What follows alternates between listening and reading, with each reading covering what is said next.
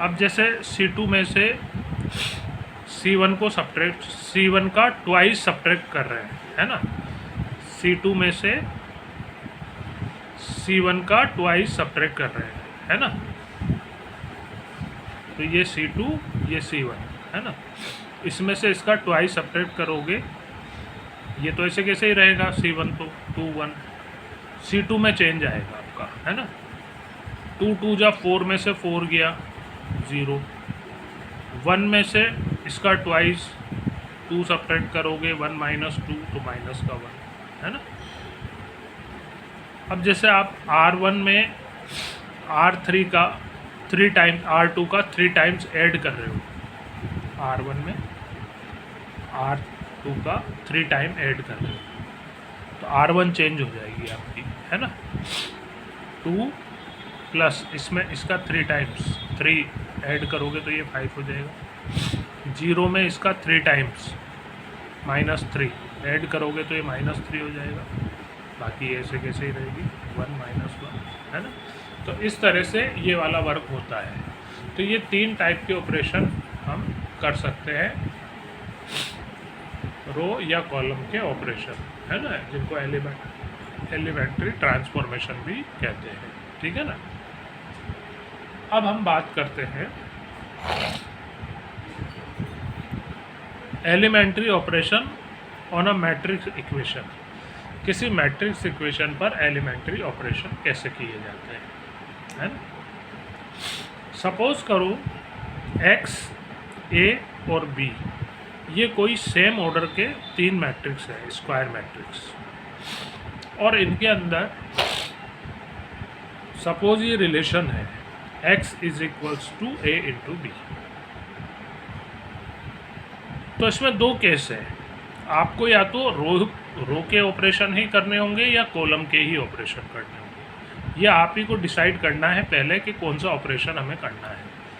अगर रो चलेगा तो रो से ही होगा लास्ट तक, रो के ऑपरेशन होंगे, और कॉलम से स्टार्ट करोगे तो कॉलम के ऑपरेशन होंगे। तो फर्स्ट पॉइंट की बात करते हैं। अगर वी अप्लाई करते हैं, वी अप्लाई रो ऑपरेशन या transformation, then it will apply on the LHS की X मैट्रिक्स पर और RHS की A मैट्रिक्स पर एक साथ और एक जैसा ट्रांसफॉर्मेशन, रो ट्रांसफॉर्मेशन आपको करना है। जो X में करोगे वही A में करोगे, है ना, ठीक है ना। और सेकंड पॉइंट, अगर आपने डिसाइड किया कि भाई कॉलम ऑपरेशन करना है, तो यही जो इक्वेशन है x is equals to A B, इसके LHS के X मैट्रिक्स पर और RHS के B मैट्रिक्स पर एक साथ और एक जैसा एलिमेंट्री कॉलम ऑपरेशन करेंगे आप, है ना। ये रूल है कि इस टाइप की इक्वेशन में अगर रो ऑपरेशन करना है तो LHS की X मैट्रिक्स पर और RHS की फर्स्ट मैट्रिक्स पर ये दोनों ऑपरेशन एक साथ एक जैसे ऑपरेशन करें। और अगर कॉलम ऑपरेशन करना है तो LHS की X मैट्रिक्स पर और RHS की सेकंड मैट्रिक्स पर एक साथ और एक जैसा ट्रांसफॉर्मेशन करें, ठीक है। ये हुई बात अपनी किसी मैट्रिक्स इक्वेशन पर एलिमेंट्री ऑपरेशन रो का या फिर कॉलम का कैसे करते हैं, ठीक।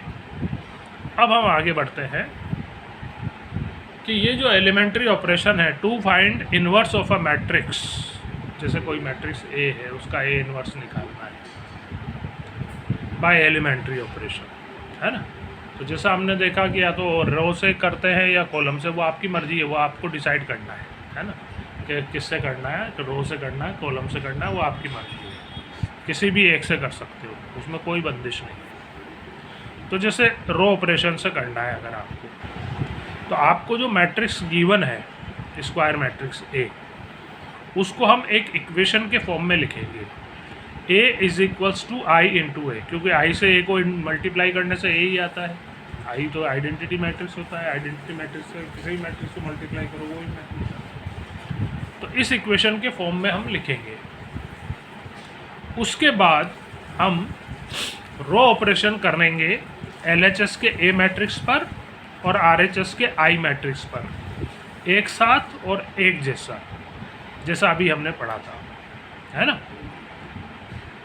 ये चेंज किस तरह से करेंगे कि अपना LHS का जो A मैट्रिक्स है वो I में चेंज हो जाए, इस तरह से अपने को ऑपरेशन करते हुए चलना है, I बनाना है, LHS के A मैट्रिक्स को I बनाना है, और जो ऑपरेशन आप LHS में करेंगे A मैट्रिक्स पर वही आपको RHS के I पर करते जाना है ना। तो जैसे ही ये LHS का मैट्रिक्स A I में कन्वर्ट हो जाएगा, वैसे ही RHS का ये I मैट्रिक्स A इन्वर्स बन चुका होगा। उसका रीज़न क्या है? क्योंकि I किसके इक्वल होता है? A इन्वर्स इंटू A के इक्वल होता है। तो यही वाली जो इक्वेशन है A is equals to I into A, जब ऑपरेशन लगाओगे A को I बना दोगे आप, तो ये I जो कन्वर्ट होके A इन्वर्स बन चुका होगा, है ना। तो उसी को फिर हम A इन्वर्स के आंसर के फॉर्म में लिख देंगे, ठीक है ना। अब हम बात करते हैं सिमिलरली कॉलम ऑपरेशन, है ना। अगर आपने डिसाइड किया है कि हमें कॉलम ऑपरेशन करना है, वो तो कुछ नहीं बोलेगा, वो तो बोल देगा बाय एलिमेंट्री ट्रांसफॉर्मेशन। एग्ज़ाम में तो वो बोल देगा बाय एलिमेंट्री ऑपरेशन और एलिमेंट्री ट्रांसफॉर्मेशन से आप A इन्वर्स फाइंड करें, मैट्रिक्स का इन्वर्स फाइंड करें। वो आपको डिसाइड करना है कि कॉलम से करना है कि रो से करना है ना। दोनों से आ जाता है, तो किसी से भी करो। तो उसके लिए वही हम जो गिवन मैट्रिक्स है A, उसको इक्वेशन के फॉर्म में लिखेंगे। A is equals to A into I, A into I वो भी यही होता है। और फिर उसके बाद हम अप्लाई करेंगे कॉलम ऑपरेशन LHS के A पर और RHS के I मैट्रिक्स पर। इस तरह से सेम एक जैसा, है ना, कॉलम ऑपरेशन करते चलेंगे ताकि LHS का A मैट्रिक्स क्या बन जाए? I बन जाए। उस केस में RHS का जो I मैट्रिक्स होगा वो A इन्वर्स बन चुका होगा, because we know that I is equals to A into A inverse. तो ये LHS का A मैट्रिक्स जैसे I बनेगा, RHS का I मैट्रिक्स आपका A इन्वर्स बन चुका होगा, ठीक है। तो ये है आपके एलिमेंट्री ऑपरेशन से किसी मैट्रिक्स का इन्वर्स फाइंड करने का तरीका, ठीक है। साथ में एक बात नोट के रूप में देखिए, ये हमने इन्वर्स मैट्रिक्स की कल जो डेफिनेशन ली थी उसमें भी ये बात की थी कि भाई ज़रूरी नहीं है कि हर स्क्वायर मैट्रिक्स का इन्वर्स पॉसिबल है ना। ये भी हो सकता है कि नहीं है, इन्वर्स नहीं है, एग्जिस्ट नहीं कर रहा।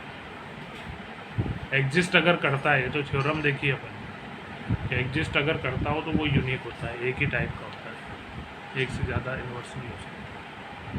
तो उसका कैसा पता चलेगा कि जैसे हम जैसे ऑपरेशन अप्लाई कर रहे हैं जो भी कॉलम या रो, LHS का जो A मैट्रिक्स है, अगर उसका कोई किसी रो या किसी कॉलम का each element of any row और कॉलम बिकम्स ज़ीरो, अगर वो ज़ीरो आ गया ईच एलिमेंट, पूरी रो का या पूरी कॉलम का ईच एलिमेंट ज़ीरो आ गया, देन तब आप कह सकते हो कि A मैट्रिक्स का कोई आपका इन्वर्स पॉसिबल नहीं है, A इन्वर्स का एग्जिस्ट नहीं करेगा, ठीक है। मैं एग्जांपल ले रहा हूँ कुछ, जैसे find A inverse if exist, ये A दे रखा है आपको 1 2 2 -1 है ना। इसके लिए हमें A इन्वर्स फाइंड करना है। तो जैसे हमने डिसाइड किया कि रो ऑपरेशन लगाएंगे हम, तो रो ऑपरेशन लगाने के लिए हमें इसको A मैट्रिक्स को लिखना होगा A is equals to I into A। तो A matrix 1 2 2 -1 is equals to I matrix 1 0 0 1 into A को A ही लिखा रहने दिया, है ना। RHS का जो A है वो A ही लिखा रहने दिया। अब हम इसको रो ट्रांसफॉर्मेशन से I बनाएंगे, है ना। तो उसके लिए ध्यान से देखो, थोड़ा सा ध्यान लगाओगे तो थोड़ा सा कंसंट्रेशन का काम है। हालांकि वर्क इजी है, जोड़ने घटाने का ही, ऐड करने का, सब्ट्रैक्ट करने का ही काम है ना, पर थोड़ा ध्यान देने का काम है ना, आराम से बैठ के तसल्ली से करने का काम। तो जैसे हम R2 में से R1 का 2 टाइम्स सब्ट्रैक्ट कर दें, ताकि ये 0 बन जाए। ये तो 1 है ही सही, ये 0 बन जाए, है ना। R2 माइनस 2R1, तो R2 चेंज होगी, R1 तो ऐसे कैसे ही रहेगी 1 2। R2 में से R1 का 2 टाइम्स सब्ट्रैक्ट कर रहे हैं, तो 2 माइनस 2 ये 0 हो जाएगा। -1 माइनस 2 2 जा 4 -5 हो जाएगा। यही काम इसमें भी करें, है ना। R1 तो ऐसे कैसे ही रहेगी, R2 में से इसका 2 टाइम्स सब्ट्रैक्ट कर रहे हैं, तो 0 माइनस 2 1 जा 2 माइनस का 2, 1 माइनस 2 0 जा 0 तो 1, है ना। तो ये आ गया आपका। अब हम इसको 1 बना लें, A22 को, है ना।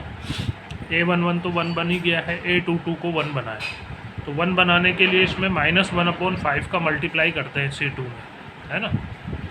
तो बाय R2 में, सॉरी R2 में -1/5 का मल्टीप्लाई कर रहे हैं, तो R2 change bye -1/5 R2। R1 तो ऐसे कैसे ही रहेगी, R2 में -1/5 का मल्टीप्लाई कर रहे हैं, तो ये तो 0 है, इसमें तो कोई फ़र्क नहीं पड़ेगा। इसमें -1/5 का मल्टीप्लाई करोगे तो ये 1 बन जाएगा। ये तो वैसे की वैसे ही रहेगी। इसमें -1/5 का मल्टीप्लाई करोगे तो 2/5 हो जाएगा ये। इसमें मल्टीप्लाई करोगे तो -1/5 हो जाएगा, है ना। अब बस केवल इसको 0 बनाना रह गया अपना, ये I बनने वाला है बस अब, है ना। ये जैसे ही 0 बनेगा 1 0 0 1 ये I बन जाएगा, और ये कन्वर्ट होकर आपका A इनवर्स बन जाएगा। तो इसको 0 बनाने के लिए साफ दिख रहा है हमें, R1 में से R2 का 2 टाइम्स सब्ट्रैक्ट कर दें, R1 minus 2 into R2, R1 में से R2 का 2 टाइम्स सब्ट्रैक्ट कर रहे हैं, है ना। तो R1 में से R2 का 2 टाइम, तो 0 का 2 टाइम तो 0 ही होगा, तो वो तो 1 ही रहेगा। 2 में से इसका 2 टाइम्स 2 सब्ट्रैक्ट करोगे 0 हो जाएगा, बाकी R2 वैसे कि वैसे 0 1। ऐसे ही R1 में से R2 का 2 टाइम्स सब्ट्रैक्ट करोगे तो 1 माइनस 2 2 जा 4/5, 1 माइनस 4/5 करोगे तो 1/5 बचा। 0 में से इसका 2 टाइम्स 2/5 माइनस करोगे तो माइनस माइनस प्लस हो जाएगा 2/5, बाकी ये R2 ऐसे कैसे 2/5 -1। तो ये LHS का A मैट्रिक्स आपका I बन गया, और अब ये इस इक्वेशन के फॉर्म में आ गया, I = A inverse into A, है ना। तो ये आपका A इनवर्स मैट्रिक्स है। देयरफॉर A इनवर्स = 1/5 2/5 2/5 -1/5, ये आपका आंसर, ठीक है।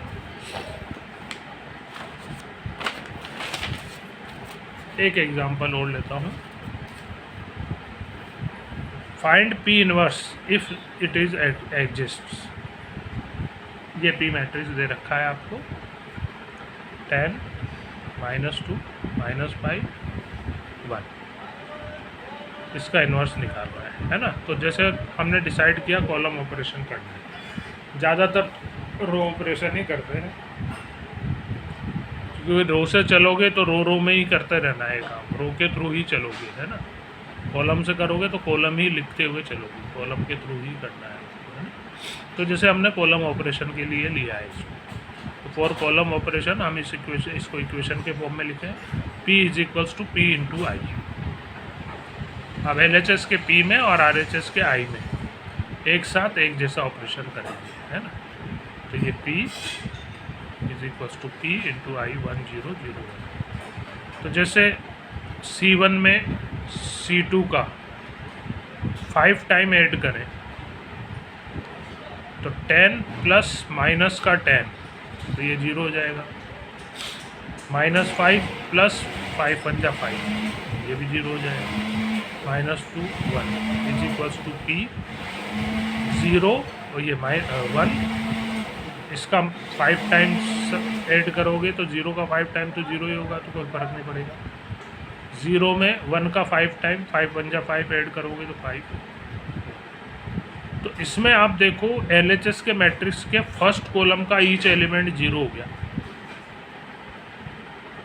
अगर रो ऑपरेशन कर रहे हो और कोई रो पूरी 0 हो जाए या कोई कॉलम पूरा 0 हो जाए, तो इसका मतलब इन्वर्स पॉसिबल नहीं, there is no existence of P inverse. P inverse का कोई एग्जिस्ट नहीं कर रहा, है ना। अब मैं आपको थोड़ा सा होमवर्क दे रहा हूँ।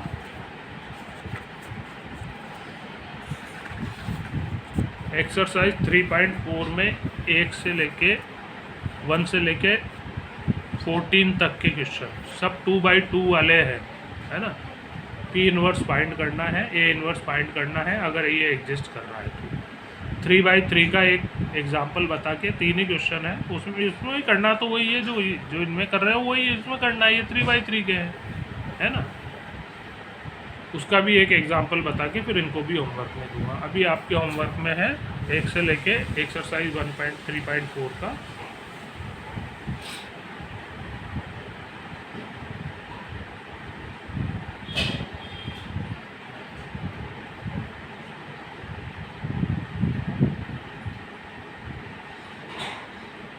OT यहाँ तक का ट्राई कर सकते हैं, ठीक है। ये आपका